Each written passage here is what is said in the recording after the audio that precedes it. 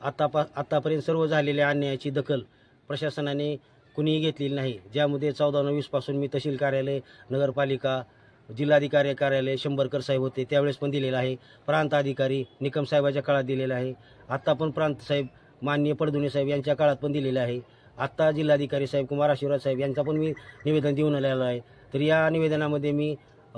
बार्शी शहरातील सद्गुरू हाऊसिंग सोसायटीचे सदस्य ज्यांनी 870-3 मध्ये कोणताही अधिकार नसताना पूर्वेकडचं खरेदी खत पश्चिमेला टाकून ज्यांचा 7-12-25 गुंठ्याचा आहे हे त्यांनी स्वतः मान्य केलेलं आहे। या फेरचा वापर करून त्यांनी आमच्या खरेदी खताला म्हणजे न्यायालयाने फिक्स केलेल्या खरेदी खतांना न्यायालयाने फिक्स केलेल्या चतुर्सीमानला पुसण्यासाठी व आमच्यावर जाणीवपूर्वक आमचे रस्ते विकण्यासाठी व आमचा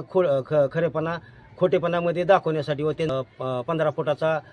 पाया आमचा 3 खोल्याचा पाया पाडलेला आहे। तरी या सर्व बाबींची तक्रार मी वारंवार प्रशासनाकडे करत आलो, परंतु कुणीही दखल घेतली नाही। 26 जानेवारी 2025 रोजी समाजासमोर कारण ह्या गोष्टी मांडणं आवश्यक आहे, कारण स्वातंत्र्य मिळून सुद्धा जर काय उपयोग नसेल तर न्यायालयाच्या निकालाचा किंवा कलेक्टर येण्याचा जर कुणीच विचार करत नसेल तर याचा प्रशासनाने व आपण सगळ्यांनी दखल घ्यावी म्हणून मी जिल्हाधिकारी कार्यालयासमोर 26/1/25 रोजी आमरण उपोषणास बसणार आहे व आम्हाला न्याय मिळावा यासाठी जिल्हाधिकारी यांना विनंती केलेली होती, याची दखल घ्यावी।